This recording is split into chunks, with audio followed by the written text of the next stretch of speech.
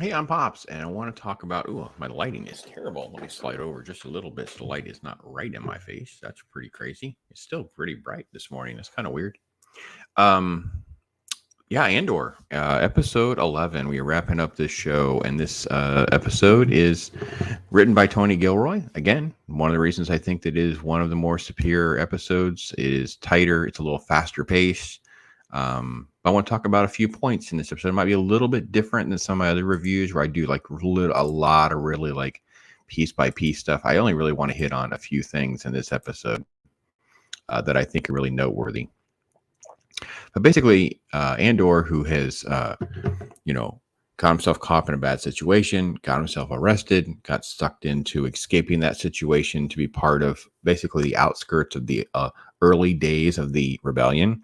And then he's involved in what's called the heist, where they steal millions of credits from the Empire, raising all the bells and whistles and alarms of how vulnerable they are and all of that. He finds himself in a situation where he gets arrested for sort of a menial situation, or basically for the no reason, and then he's sent to a prison. And the best part of the entire show, in my opinion, is that prison. And then there was a prison break in the last episode, and you see him sort of like making it to the beach, and that's kind of where we pick up. He and one of the other prison mates outside of this mountain, basically the nation, and you have this cutaway where you see that they're basically some of the patrols, some of the I don't think they're TIE fighters. I think it's a different type, so they can actually get free. And then you cut to Ferrix. So Ferrix is where his foster mom lived. It's where the season began. The episodes 1, 2, and 3 were centered around. This is one of his friends. When he got done with the heist, he went back there thinking that she would run away with him. Right? He had, I got money now, I can live how I want to live, sort of thing. And she's like, no, I'm going to fight back against the. She gave sort of a moral speech about purpose and value, and there's no value in just being a thief and just running around the galaxy doing nothing. Well, now she's passed, and the episode's called Daughter of Ferrix, and you have this sort of conversation that centers around her droid. And this is him. This is Andor's friend. And a lot of time is cut back and forth that they know she's sick and she's going to pass. And then you have two groups. So you have this person here on the right. Okay. She is from the heist. And then you have an Imperial spy also. Let me see if I get this. If it's in this shot, it's a different shot. Go back one step here and see if you can see this guy. He's the Imperial spy. They're actually in the same room. Again, some of the cliches, it's not irritating. It's fine. And they're there waiting for Maeve to die, a funeral. There's like a multi-day process. So it gives Andor plenty of time to get there. It's basically like bait to trap him. So the entire season is really about capturing Andor. And, so this is the other part of the prison break. Now they're free, but then they end up in this area here. They find these two aliens with this little tiny, basically like the equivalent of like a puddle jumper ship. It's very kind of like crappy ship. And they're making the aliens set off a booby trap and net them. And this is them netted here, right here. Let me see. And then they spend their time basically chit-chatting about what they're going to do with them. Let me see. Oh, we cut away. They get captured first. I like that part. Okay, then we cut back to Imperial Girl Boss. And she's, again, more like, okay, no, we allow for the funeral. We allow for the bait to take place. All of that kind of goes forward. And that's what we're going to do. So the cutaway had all these different subplots before we cut right back to Andor. And they have this little back and forth. I'm not quite sure I understand. Like, why would you catch them in the first place if you're so quick to let them go? Andor is basically like, no one's doing you wrong but the Empire. So one alien talks in English, one speaks in alien. We don't quite know why. At least there are aliens. It looks like a practical suit. I'm happy about all that. Anyway, they convince the aliens just to let them go, and the aliens are like, well, I guess where are you going? And they just make up a place and they take the ship and leave. So basically, like, that's their alibi. So now we cut back to Coruscant with Luthen, and this is the aide, and this is Vel. She is the contact on the ground for the heist. She is also Mon Mothma's sister. She is, playing dual roles as like the wealthy on the ground rebel, while Mon Mothma plays more of the political wealthy rebel. So Clea is they have chit-chatty talk here. And this is the part where I started to feel like the show was going to get bogged down and really slow down a lot, because we spend quite a while here, a couple minutes, before we cut right back to Ferrix. So we spent almost 10 minutes in that scene, then we cut back over here. He's on the phone with the Imperials, basically revealing he's the Imperial spy. And then you have the cut back to the house with the droid and the friend. And the droid is mourning, which is kind of a weird take on things.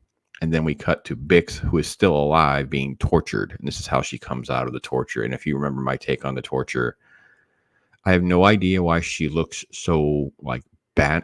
I mean, I understand that she would look insane. Like if you're going to say she's mentally been exposed to these sounds and this is how she was tortured, but I don't know why she looks like she was sort of like beat up or whatever, other than maybe just the general fatigue and whatever.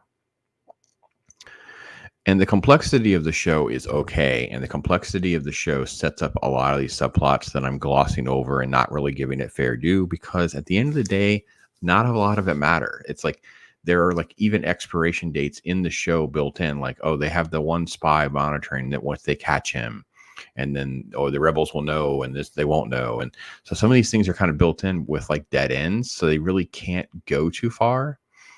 And the only real point to this scene would be to show us more about her and her character, but we don't care, because whether she comes clean about this being Luthen or not, because it's not Luthen, it's implied that that's what she says, but none of it really matters, because is she going to get away from the Empire? Is she going to, say more things? There's an expiration date on her character and the usefulness of the story arc of what she can do. Okay, so here is Mon Mothma and her sister Vel, who was in the other scene. There's a quick little side subplot about Mon Mothma's daughter and the religious elements of their planet and ceremonial type stuff, and whether or not she's going to be betrothed to a man or not. And then she's coming clean about the money, right? And all of this just plods and plods and plods, because here's the problem with this dialogue. It's not that it's terrible. It's the fact that the audience already knows all of this. Like we spend 3 more minutes basically, talking about stuff that the audience already knows. I guess I said the issue with the show is always pacing. This episode is better than most of the episodes. We're talking about, 3 minutes of time instead of 8 minutes of time. So it's a little bit faster and better than some of the other episodes. But then they're also obsessed with this guy. Oh, I hate this character so much. I'm so over what the point of this character could be. So this is the inspector from the first 3 episodes, and he's getting a call from the ginger troll guy who's on some other place, and they figured out that the mom dies, so therefore Andor is going to go there. And they're basically setting up that this guy is going to try to go to Ferrix as well, I guess, to capture Andor himself. He's never been shown to be a match for Andor or anyone else. He's completely a useless beta dude who wants to be part of the big fish in the pond, and he never ever is. And it's an entire element to the show that feels like it was added and just fluffed out. I don't know why he didn't get more partnered with Miro in more of like the Empire is their goal. He comes across as like being obsessed with her. So again, this character is brought into the mix, but we don't get too derailed with some of this. This is the irritating mom in the background, and I'm kind of over that as well. Okay, back to Andor. There's a quick shot, and I will say this was pretty cool because it shows you a contrast between where we were when we last were on this planet. So this is the beach planet when Andor was arrested, and we saw this place last. It was completely full of people. So you do get the impression that whatever had happened, the Empire is cracking down. I will say, though, this shot is production value garbage. That in the Star Wars universe, you literally have pop-up tents, plastic tables and chairs, and these are literally those old school lawn chairs from when I was a kid, where they have like these like straps that go around, aluminum. I cannot believe they literally sent their production team out and said, just go buy this crap at the local Kmart hardware store or something for beach stuff. It is so cheap. I know many of you are mad about how I'm nitpicking, I'm being critical. This is the problem. You can't stay and feel like in the Star Wars universe whenever, you rely on, this shot where you get like the cheap blaster modification and a few credit chips and things like that. It's not enough to keep us in the Star Wars universe when I have to literally look at lawn chairs in the other scene. This is laughably cheap. It would have been better to just not have any of these things still on the shot, because at least in the earlier scenes, the attention wasn't being drawn to it, and now the attention's being drawn to it. It's kind of like the office chair for the torture. It's just this cheap, generic thing that they do. They'll blame the pandemic, and reality is it's just they don't care. They put as little effort, energy, and money into it as possible. Okay. Then we cut to where Luthen is. Okay, Luthen is going to visit Saw Gerrera. There's back and forth. By the way, you'll probably have fans going completely nuts because he's being searched and they pull this out, which basically kind of looks like a wood-handled weapon. It will mean something to someone. I don't think it's a lightsaber. It looks like it's more wood, but it definitely looks like something that, Star Wars-y. It's like it's got that sort of like, that element. Okay, so everything has changed. We don't really know why everything has changed since the last time these two characters talked, but he visits Saw Gerrera. Saw Gerrera is all in on military attack and this big effort by the dude that is being tracked. Now, Luthen knows it's a trap, and he can't show his cards, because if he protects the guy, then the Empire will be on to them, and he has to kind of like send them to slaughter. The conversation doesn't really go too far in any of this. I do like the fact that there's still a lot of tension between the two of them. You know that they don't know if they can trust one another, and all that is done very well. I'm going to get to why this scene could have mattered a whole lot more. Their performances are fine. Forrest Whitaker is always good. So they cut back, and you have her reaching out to him. So obviously the transmissions are being tracked, right? We knew this from the other episode. All the information, they speak in code, but they know something is up. And reality is it takes no time at all, because the scene is happening. We get this. Now, as far as I remember, the show is supposed to only be a few years from New Hope. So the standard Star Destroyer that we see here is pretty much in line with what exists in the original trilogy. I don't remember ever seeing this. I don't know if it's in Rebels. I don't remember this, but it looks like, I guess these are supposed to be tractor beams or sensors or satellite dishes. I don't know. Well, we know the front one is tractor beam, because that comes up in the story, but this all extends. It looks so weird and out of norm and like something derivative. I don't even know why they bothered. Why did they not just have the ship? Why did we need to have the satellite dishes extend?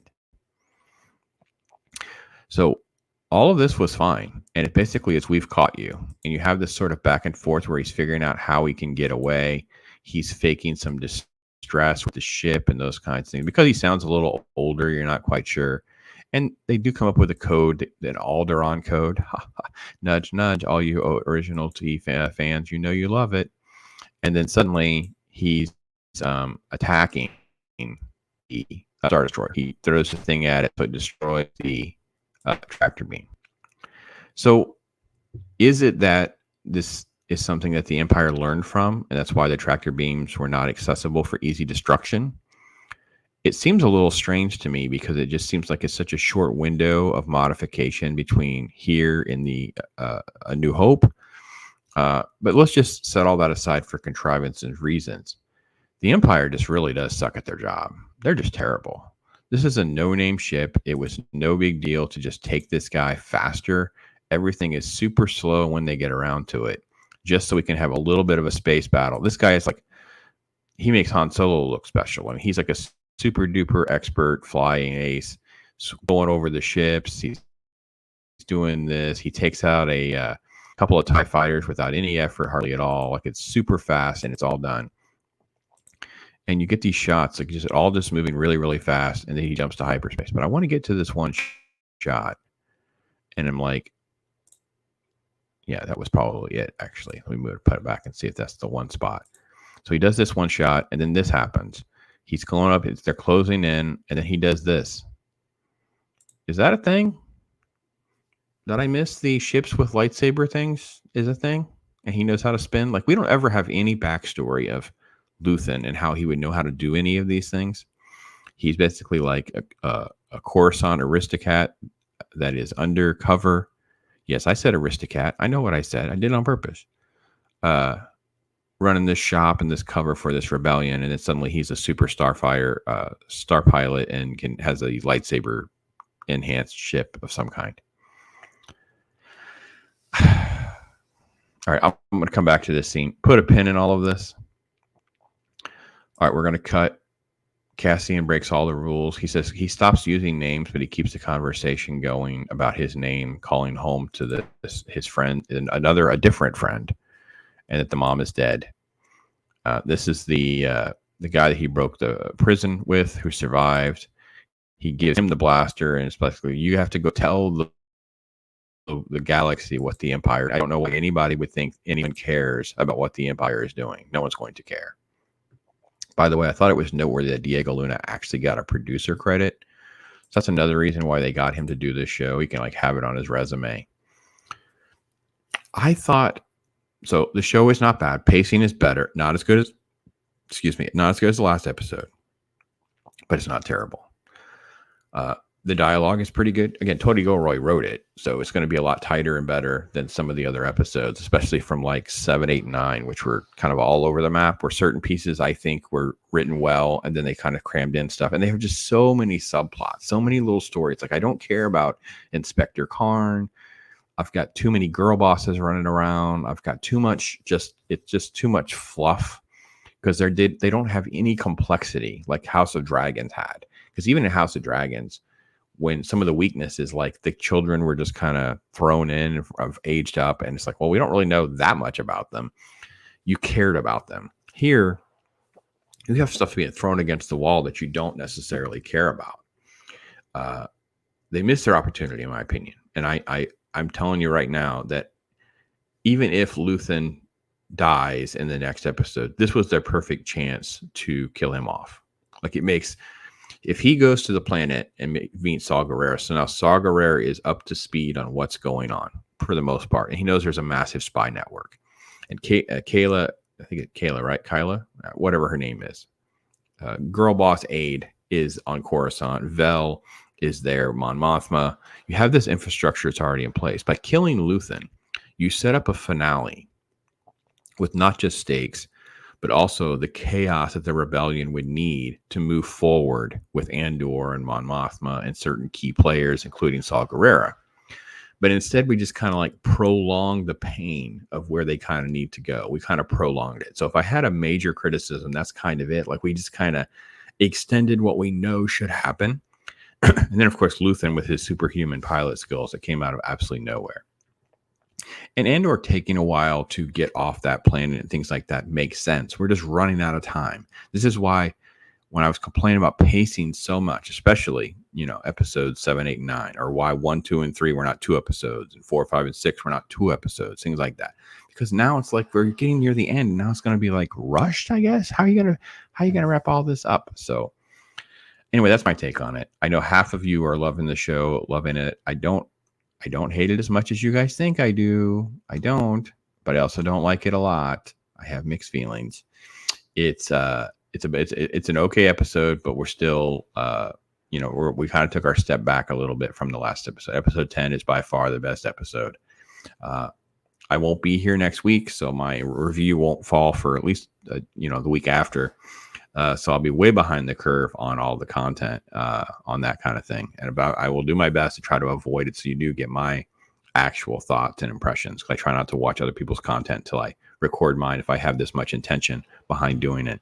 And I'll give you my thoughts on the finale and the season wrap up at that time. So, all right, I'm Pops. Feel free, hit me up in those comments. Tell me what you guys think. Love to hear your thoughts as well. I know how a lot of you are loving the show. So I'm kind of like, it's way better than Kenobi and Boba Fett. No contest. It's kind of in Mandalorian season 2 category for me. Like, it's okay. Has some great moments. It has Andy Serkis and the prison stuff. But for the most part, the show has a lot to be desired. So that's kind of my state. So thanks so much.